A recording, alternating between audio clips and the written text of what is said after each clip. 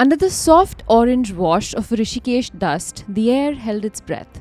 A girl, 19, bright-eyed, new to the city and newer still to her first job, walked the narrow paths of the Vanantra Resort, hemmed in by forests on one side and the rush of the Ganga canal on the other. It was the kind of evening where the world feels hushed, the kind where ordinary things like a phone ringing unanswered or a light flickering on and off begin to feel loaded with meaning.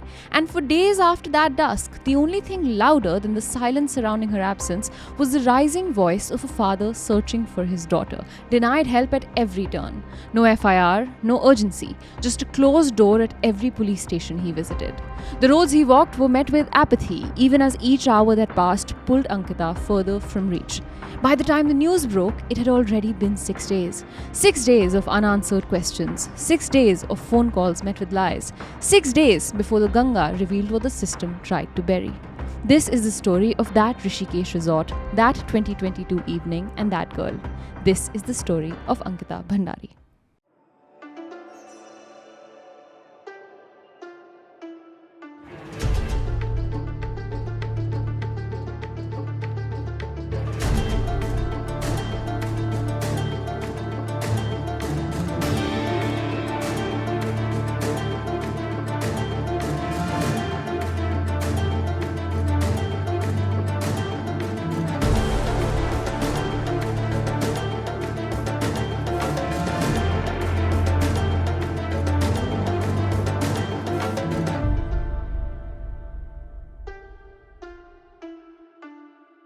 Hi everyone, welcome to the Desi Crime Podcast, a show where we dive deep into some of the craziest cases from around South Asia.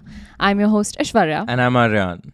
And the case that I have for you today is one that shook Uttarakhand in 2022.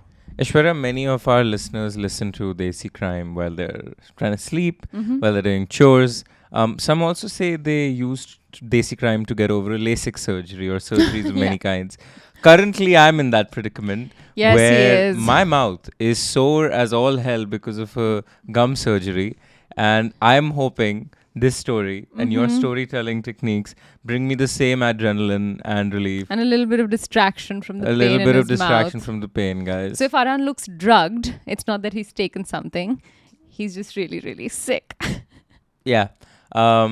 And if you want more episodes of Desi Crime while you're under the lights of a OR theatre, or you just, really like Desi Crime, go to our Patreon or become a YouTube member where you get access to 2 extra Desi Crime episodes exclusively over there, as well as a bunch of other things. So I'll not go on the charade of what that's all about. You can check it if you click the link in the description. But on with Ankita's case, Aishwarya. Every evening, Soni Bhandari called her 19-year-old daughter Ankita, sometimes twice. The distance between Doab Shrikot in the Pauri Garhwal district of Uttarakhand, where Soni and her husband lived, and the resort in Yameshwar where Ankita had just started her new job as a receptionist, was far, but in their little rituals, they stayed close, checking if she'd eaten, if her cough had settled, if she'd remembered to take her vitamins. On the evening of September 17th, 2022, Soni, Ankita, and Ankita's brother Ajay, who lived in Delhi, shared a 34-minute conference call. They talked about ordinary things. There was no mention of trouble, no clue that Ankita was scared. But what the call didn't say would later haunt them, because the next day, September 18th, was the last day Ankita would ever respond. At 4:30 p.m., Soni messaged her daughter. No reply. At 8:30 p.m., she texted again, asking if Ankita had eaten dinner. Still nothing. Later that night, she tried once more. Did you go to sleep? Silence. She told herself it was nothing, that maybe Ankita had dozed off early after a busy day at work, or her phone was on charge in another room. She didn't panic. Not yet. But the next day, a call came. Not from her daughter in Rishikesh, but from Jammu. Pushp, Ankita's friend and confidant, was on the line with her husband, Birendra Singh. He had news. Ankita was not at the resort. She hadn't been seen since the previous evening. And worse, Pulkit Arya, the owner of Vanantra Resort, had already contacted Pushp to say that Ankita had been missing since 9 a.m. that morning. He hadn't seen her since then. Pushp didn't believe that. He knew she had been missing for longer because he too had been trying to reach Ankita all previous night. Something was wrong. Very wrong. And so began Birendra Singh's long, punishing journey, one not just across districts and jurisdictions, but through the cold machinery of a state that refused to listen. But who was Ankita?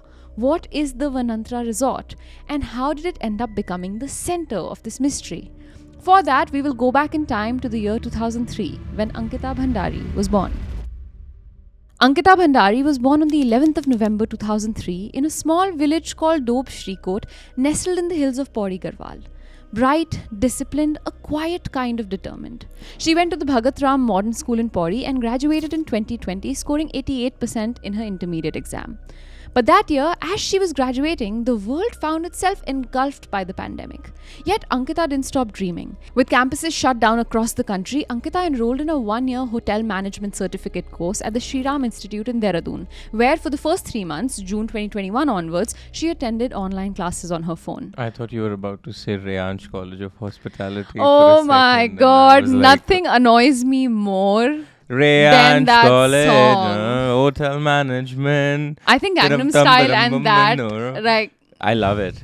I would love for them to could give me someone an just honorary degree. take that little clip, like chop it out of this episode. Hey, and put that superimpose music it, and yeah, tag us. That yeah. would be awesome. But if Rayansh College, you're listening, I would love to get an honorary PhD in hotel management from you, and I would sing the song. But are you willing to do like the weird cocktail tricks? Absolutely. Oh, That's you exactly are. what I look like when I do okay. it already. Fantastic. So, I mean, solid. Once the campuses reopened, she moved to Dehradun to continue her course. But by March of 2022, she had to return home. Her college had asked for another 40,000 rupees in fees, money her family simply didn't have. Her father, Birendra Singh, had already paid 45,000 rupees, but during the pandemic, he'd lost his job as a security guard. There was nothing more that he could give. The institute even called him directly, telling him that unless the balance was paid, Ankita wouldn't be issued her certificate. But there was nothing to be done. Around the same time, in June of 2021, she had also cleared the entrance exam needed for nursing school, but without a seat at a government college and unable to afford private fees, she let that dream go too. Still, even though formal education seemed out of reach at the moment, she kept trying. She taught herself how to type on her phone. They didn't have a laptop at home. Ankita's older brother, studying to be a chartered accountant, needed the only one that the family owned.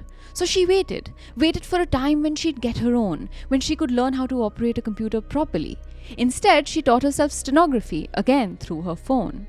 Then, the job at Vanantra Resort just came to her, not through a formal recruitment process or a job hunt, but through Instagram, through Pushp.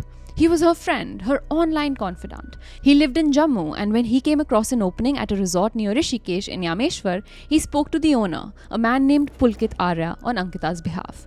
Pushp knew she had been looking for something to stop the endless waiting and finally begin her life as a working professional.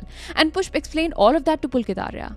But Arya wanted to speak directly to the applicant. And so Ankita called. They spoke, and she got the job. But there was one condition. The girls who applied had to agree to live on site in the resort. Fair enough, Ankita thought, and she agreed. But little did she know, this one condition would change everything forever. Ankita was supposed to join her new job from the 1st of September 2022. Her father Birendra Singh drove her down on the 28th of August so she could settle in early. He didn't stay the night, but he stayed long enough. Long enough to look around, long enough to worry, because something about the resort irked Birendra the wrong way, and he knew what it was too. There seemed to be no female employees in sight. He asked Pulkit directly, were there other women employed here? Was Ankita going to be safe?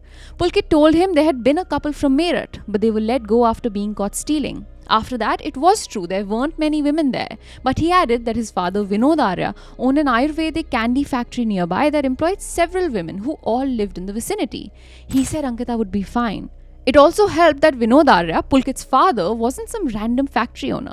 He was a former senior BJP leader from Haridwar, and his older son, Ankit Arya, was the vice president of the Uttarakhand OBC Commission at the time.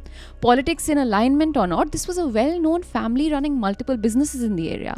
Surely his daughter would be all right. But before parting ways, Birendra Singh made one thing very clear to Pulkit. Quote, "She's my daughter. You are responsible for her safety." End quote. Pulkit agreed. 2 days later, on the 30th of August, Birendra called Pulkit again, just to remind him of the same thing. He wanted Pulkit to know someone was out there looking out for Ankita. But within just a week into her job, things had started going wrong within the forested corridors of Vanantra. In one WhatsApp text to Pushp, Ankita's worries crackled like a silent SOS. "This hotel is so dirty," she wrote. Days later, she confided in Pushp that she had been asked to vacate her initial room and shift into what used to be Pulkit's room for a while. "My room has been shifted," Ankita had written to Pushp. "Why and where?" Pushp asked. "In Sir's room for a few days, because many guests are to come." Pushp asked if she thinks that's safe. "It seems safe till now," Ankita had replied. But that tiny semblance of safety that Ankita was feeling would soon come crashing down. On September 11th, less than a week before her disappearance, Ankita told Pushp that Pulkit had, quote, tried to kiss her, a boundary crossed that left her shaken. When confronted, he offered a feeble excuse. He was drunk and claimed to have misbehaved, apologizing afterwards. But apologies could not erase the horror of her reality. A 19-year-old woman cornered in a place that should have been safe, now haunted by each unwanted advance. The kiss wasn't a mistake, but a warning, one that Ankita maybe realized a little too late. Less than 24 hours later, the pressure had surged. She wrote of being pushed to provide, quote, special services to VIPs living in the resort. She didn't have to worry, she would be compensated for her services, she was told. In a text to Pushp, she wrote, "Just because I'm poor, should I sell myself for 10,000 rupees? They are forcing me to become a slut." When Ankita had refused the offer in no uncertain terms, she was then threatened with police action, with Pulkit claiming that he would report her as an ashleel or obscene girl to the police. By September 18th, things had gone from bad to worse. That morning, Ankita woke up, went about her day, but just a short while later, at 3 p.m., she made a desperate call to fellow resort staffer Manveer Singh Chauhan, tears trembling in every word, and pleaded, "Please bring my bag. Please put it on the road." Please ये bag ऊपर ले जा दो दुकान तक। चल चलो गाड़ी घुमा चल नीचे नीचे चल नीचे चल अरे चलना आ रहे हैं 2 minute. These were not simple instructions. They were a silent scream for rescue, a childlike plea to simply leave. Manveer obeyed, but by the time he reached the road with her bag in hand, Ankita was gone. Later that day, a Vanantra staff member, Abhinav, recounted seeing Ankita back in that new room she was asked to move into, and in that room, he saw her and Pulkit in a struggle. Quote, "At 6 p.m. on the 18th, I saw Pulkit physically shut Ankita's mouth and prevent her from speaking over the phone to someone when she was crying for help.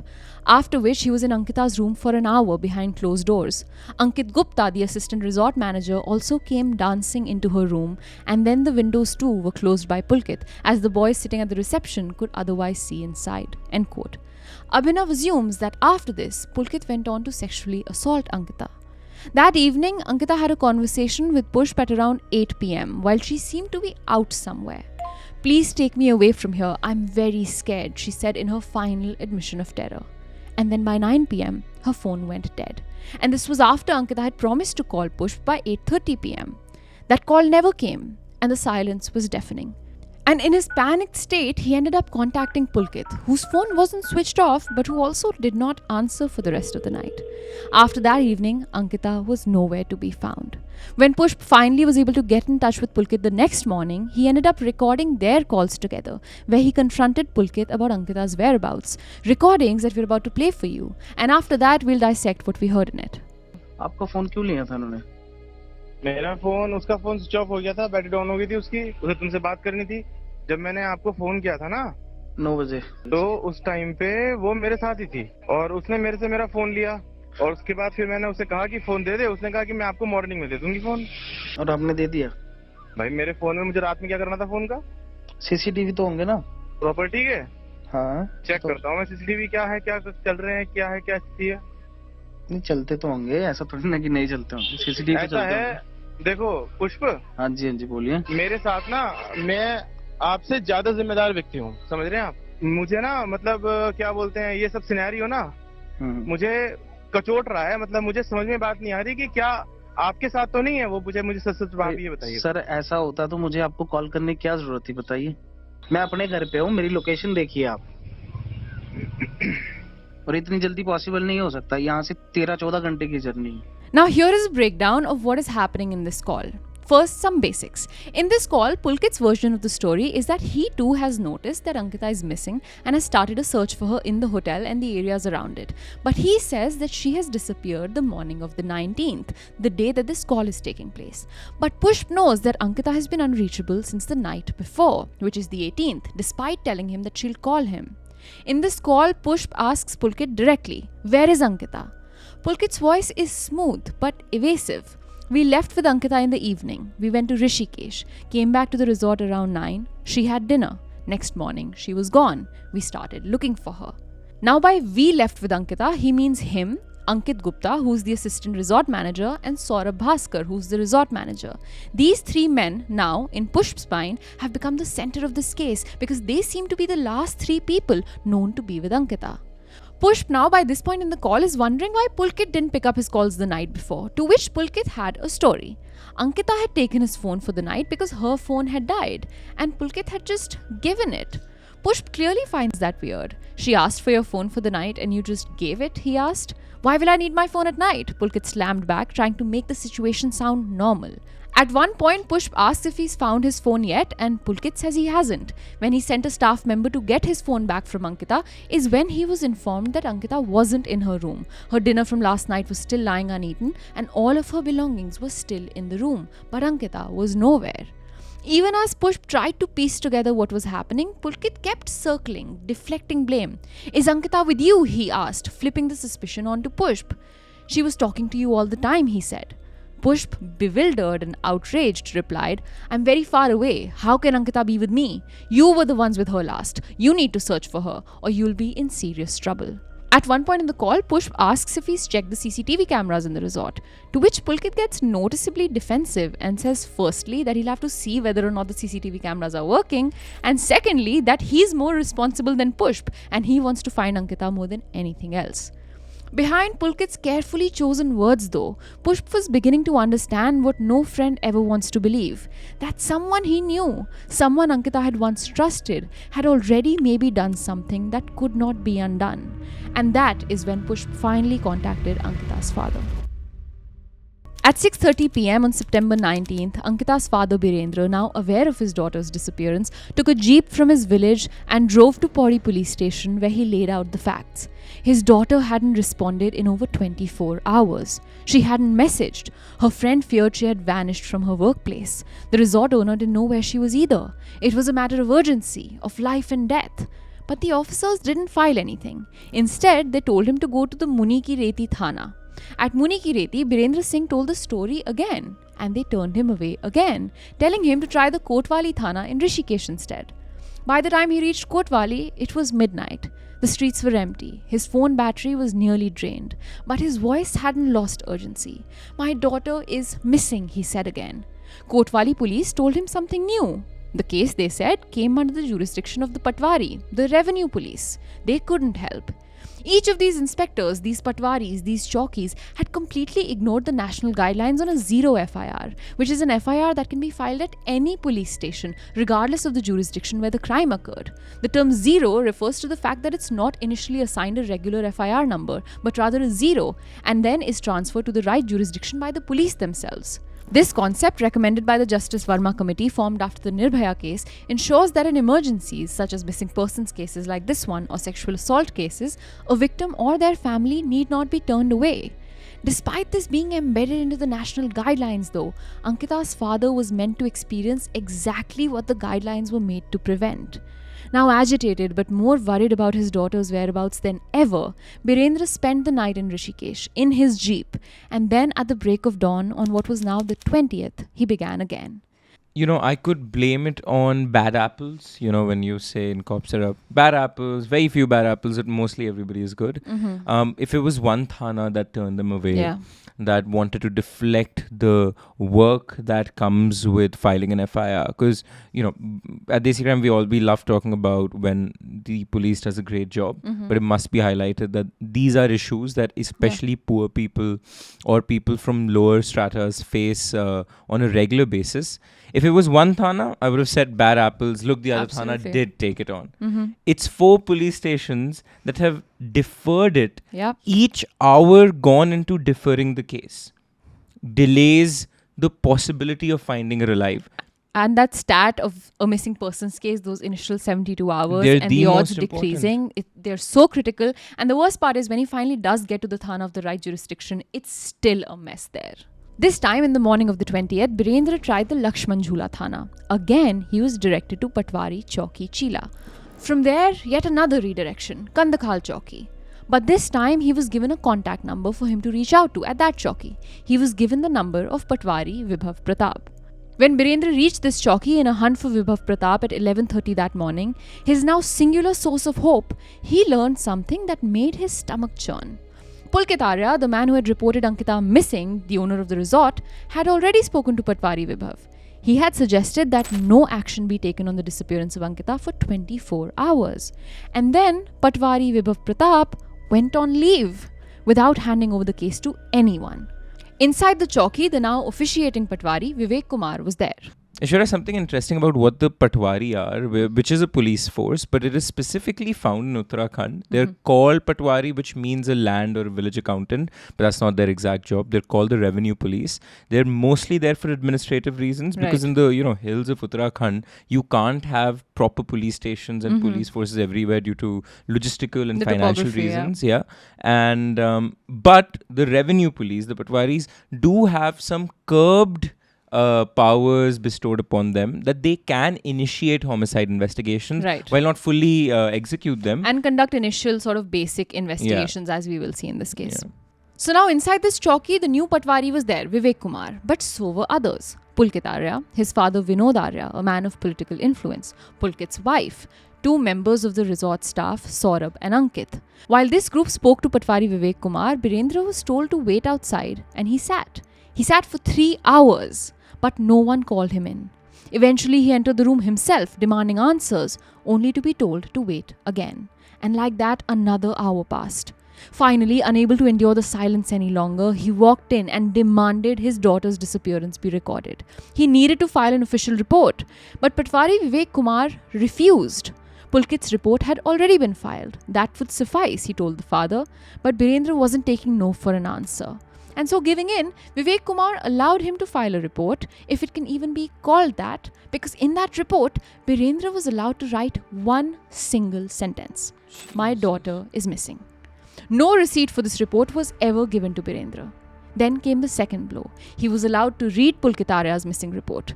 In it, he claimed that Ankita had been depressed, that he and others had taken her out to cheer her up, to eat things she enjoyed. Then they had all returned to the resort together. And that evening was the last time they saw her. By next morning, they discovered she was missing. Birendra felt the floor slipping beneath his feet. He knew his daughter. He knew how excited she was about her job, how it was only now beginning to feel like her life was finally taking off. He didn't believe she was depressed, certainly not after all the suspicious behavior he had witnessed in the 2 days he had spent looking for her already. And so he pleaded with Patwari Vivek Kumar, urging him to visit the resort, to see the scene for himself, to interview other staff members who may know something instead of just taking Pulkit's word on the matter. And so with Vivek Kumar in tow, Birendra arrived at the Vanantra Resort, the beautiful destination that had become the last known location of his beautiful daughter. And inside the resort, the truth stared back at the group in the form of broken wires. Every CCTV line at the resort had been cut. In Birendra's own account of what happened that day, quote, "We went to the resort and we were shocked to see that all the wires of the entire CCTV camera system were cut off. Since I had the recordings sent by Pushp, I showed it to the Patwari. The Patwari called staff members one by one to talk to them, but Pulkit got very irritated and got up to hit us. The Patwari had listened to each recording, and despite that, he did not report the case to higher authorities." End quote. These recordings that Ankita's father mentions, recordings provided to him by Pushp, are the many screenshots of his chats with Ankita, where she details the horrors she was experiencing inside the walls of Vanantra, and the audio recordings that Pushp had managed to make of his calls with Pulkit. Pushp also had call recordings with hotel staff members, those claiming they prepared food for her at 10:45 p.m. on the 18th. The Patwari called them in, one by one, but something about the trajectory of this investigation really pissed Pulkit off, to the point that he eventually almost got into a physical altercation with the staff members being questioned. But even then, despite all of this odd and suspicious behavior, despite the CCTV wires and the chat recordings, Vivek Kumar did nothing. And this is when her father decided he will move mountains to get to the bottom of his daughter's disappearance. He may not be a man of influence in front of those he was dealing with, but there was a chance Ankita was still alive. Birendra Singh now turned to the Child Welfare Committee. He called committee member Shri Sohan Singh from Pauri Garhwal, pleading with him to intervene. Sohan Singh did call the Patwari, asking them to lodge an FIR and begin an investigation. But by September 20th, nothing had moved. No FIR, no investigation. So Birendra reached higher. He contacted someone who had access to Ritu Khanduri, the Speaker of the Uttarakhand Assembly, and he succeeded. Khanduri reached out to the district magistrate to get the case moving. Birendra also visited Kusum Kandwal, chairperson of the State Women's Commission, who called the DM in front of him. Then he made his way to the Director General of Police. The DGP finally called the DM again and the SP of Pauri Garhwal. And that's when things finally shifted. On September 22nd, the district magistrate transferred the case from the revenue police to the regular police force. Ankita's missing persons report, originally filed by Pulkit Arya, was upgraded to an FIR. The case moved to the Lakshman Jhula Thana and landed in the hands of ASP Shekhar Soyal. And Soyal moved quickly.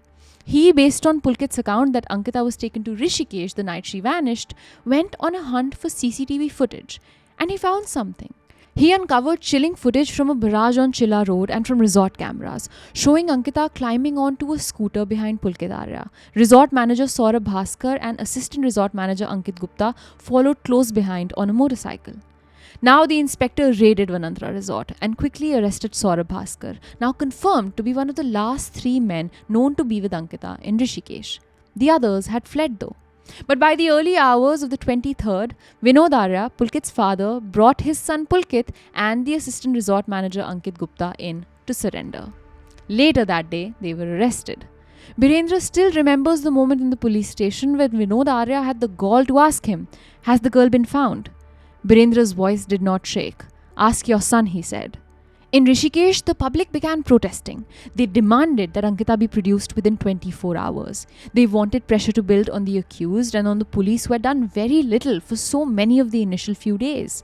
And as it happens, when pressure builds outside the police station, it begins to build inside too. And within hours, a confession came. All 3 men last seen with Ankita now suddenly knew where she was. She was in Rishikesh, where they had taken her that night. Not in a hotel, not in a kidnapped home, not with a friend. She was in the Chilla Canal, where she had allegedly fallen as an accident after an argument and a struggle. But the moment the men confessed, within hours, in the dead evening of the 23rd of September, something unspeakable happened. Aishwarya, if you watch F1, you'd see that the teams dial into the rider and say plan 1, plan A, plan B, plan C. And it feels like these guys have gone through plan A, which was deny, and use their power. But they had plan B and plan C already sorted. Absolutely. Which is plan B, alright, if they, if they see the evidence for what it is, not even investigate, just see it for what it is, they'll know we've done something. Because all 3 are aligned on the story. Yeah, now. they're aligned on the story. And so for them to quickly align on a second story, that's usually something that's decided already. Premeditated, because it's not like they're being interviewed in front of each other, more likely than not. Correct. But I have a sinister feeling that these guys, because I really I'm pissed as all hell because a dad has had to go through so many rungs to get something that is the police's duty, that the taxpayer money goes to, that we fund, all of us combined, we fund this, right? Yeah. And their sole duty, I understand they're not well paid, I understand there are so many more issues with that, but in that moment your sole duty is to help that woman, is to help that man find his daughter. Right. And you have made him take rounds and rounds and rounds and lost so much precious time that could have maybe helped her survive, if at all. So, yeah, I'm pissed. But the point being, I think these, pardon my French, bastards have a plan C up their sleeve. But they're so bad at their planning. Everything is so easy to just rip to shreds. Yeah. Quickly after this confession, on the same day, on the evening of the 23rd of September, something insane happened. The scene of Ankita's nightmare was erased. A JCB ordered by local authorities and under the supervision of Yameshwar MLA Renu Bisht bulldozed her room at the Vanantra Resort, the very space where her screams had echoed, where evidence of her struggle most likely existed and would have helped seal this case to bring justice. As dawn broke, the authorities claimed they were removing illegal construction, but suspicion ran deeper. Former DGP Alok B. Lal warned that such hasty demolition, quote, must have destroyed crucial evidence, end quote. A day later, a group of men set the same resort ablaze. Mattresses soaked in possible forensic traces found floating in the pool. And it didn't end there. On October 30th, a fire broke out in that gooseberry candy factory owned by Pulkit Arya's father, also located on the premises, fueling whispers of another deliberate strike to destroy what remained. In those flames, it wasn't just buildings that burned. Ankita's last moments flickered out in the darkness, followed by fire and earth before justice could light the way. But obviously, this fight for answers for a young woman turned into political power play. Quote, is the government destroying the evidence by ordering the bulldozer action at the resort? Police failed to secure the custody of the accused. The Dhami government's intention is not pure, said Congress's state chief, Karan Mahara. BJP's state media in charge, Manveer Singh Chauhan, clapped back, saying, quote, many such incidents took place during the Congress rule, but they didn't even file FIRs and saved criminals. Unlike them, BJP treats criminals like criminals, end quote. To the police and to Ankita's family, though, why these fires were lit and what that means for this case wasn't what mattered the most in the moment, though. With almost all possibilities for forensic evidence now gone, they needed to get on with the next best thing they could do. A hunt for Ankita's body, where the men had confessed it was, inside the Chilla Canal. And it was 6 days after she vanished that the Ganga gave her back. On September 24th, as dawn broke, teams from the state's disaster response force combed the Chilla Canal near the power intake barrage, where the currents run cold and swift. After hours of searching, they found her. Battered, cold, her face barely recognizable. She was the same girl who vanished just days before, full of dreams. They had found her lifeless, face down, carried by the currents she once crossed. The SDRF official revealed, quote, the search operation was going on from 7 a.m. We took out the body of a woman. Relatives came here and identified it to be the body of Ankita Bhandari. Ankita's father remembers seeing his daughter's body that day and the things that stood out to him. Quote, her body was recovered from the barrage 6 kilometers away. It was stuck at the barrage. I was shocked to see her in that state. Her body was intact and fish had not attacked it. It was not swollen, although it had been in the water for 6 days. This remains a mystery to me even today. She had 5 injuries on her. Her teeth were broken. There were deep scratches on her forearms. Her back and the palms were black. End quote. Shortly after, at 2 p.m. the day she was found, her preliminary autopsy began, and shortly after, the results were out. The official post-mortem listed her cause of death as asphyxia, consequent upon antemortem drowning. In clinical terms, it meant Ankita was alive, though possibly unconscious when she entered the water. Whether she was pushed in after being struck or was dragged remains uncertain. A definitive answer, her father said, would lie in the chemical analysis of her viscera. During the inquest, like I said before, Birendra Singh noticed 5 visible injuries on her body. But when the post-mortem report came back, one of those wounds, the one on her back, had vanished from record. He asked another question too, one no one could answer. If she had been in the water for 6 days, why hadn't her body bloated? Was it something to do with the way she died? But the most contested section of the report concerned what had and hadn't been done to her. The report stated, quote, there was no evidence of injuries suggestive of forceful penetrative sexual assault. However, the possibility of sexual assault cannot be ruled out, end quote. Samples were preserved from her vestibule, lower and upper vaginal cavities and rectum, dried as per forensic protocol for semen detection and DNA analysis. And yet, the Uttarakhand police issued a statement declaring that rape had been ruled out. That conclusion, based solely on the absence of visible injuries, wasn't just premature. It was dangerous. In sexual violence cases, especially those involving delayed autopsies or compromised evidence, medical reports are not the only truth. They are one piece of a much larger picture. In Ankita's case, that picture is crowded with red flags. The night she died, she had spent an hour behind closed doors with Pulkit Arya. Witness Abhinav says she screamed. He said the resort driver may have seen it all, Pulkit dragging her inside, closing the door. The absence of external injuries does not mean the absence of rape. The Supreme Court of India has said this time and time again, including in Krishnan versus the state of Haryana in 2012. Rape, the court held, can be proven without bodily injury. And yet, Uttarakhand police closed the door on that line of inquiry. What the water may have erased, the circumstances though screamed out loud. The chats, the testimonies, the forced room change, the isolated time in Pulkit's room, Ankita's fear, her refusal. To reduce this to a checklist of injuries is to deny her truth and undermine a decade of hard-fought jurisprudence since Nirbhaya. And now, even in her death, the state tried to control her story. After Ankita's body was recovered, the police insisted that her cremation be carried out in Haridwar. But for the residents of Doab Shrikot, the cremation grounds lay in Srinagar. It was only after repeated insistence from the family that her body was finally brought there and placed in the mortuary at the base hospital. Then, when Birendra Singh and his family wanted to take her home for just one night to say goodbye on their terms, they were stopped. The police and local magistrate instructed them to conduct the cremation the following morning at the hospital grounds itself without ever taking her home. Birendra's wife was brought down from their village and placed in a PWD guest house. Birendra and his son were deliberately kept apart, denied direct communication with their messages routed through officials. Quote, "They were putting pressure on us that we just dispose of the body at the earliest," Birendra said. Outside the mortuary, people had gathered. Protesters, students, neighbours. There was an agitation, an urgent call for a second post-mortem, a demand for 1 crore in compensation and a job for Ankita's brother. These protesters outside also called for the suspension of the Patwaris and the policemen who delayed the investigation. The demands, Birendra said, still stand. At around 6 p.m., the pressure intensified. The chief minister called, urging the family to carry out the cremation immediately. The district magistrate and SP of Pauri echoed the instruction. Weighed down by administrative pressure, Birendra Singh agreed. That evening, between 6 and 7 p.m., Ankita was cremated in Srinagar.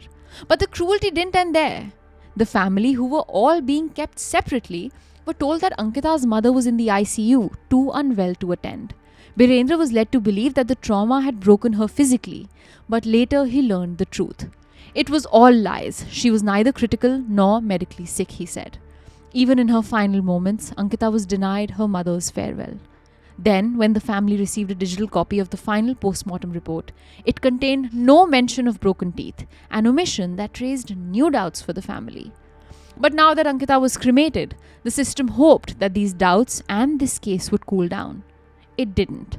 On October 16th, students from Rishikesh and Dehradun launched a Tiranga Yatra, a tricolour march for justice, starting from Ankita's home.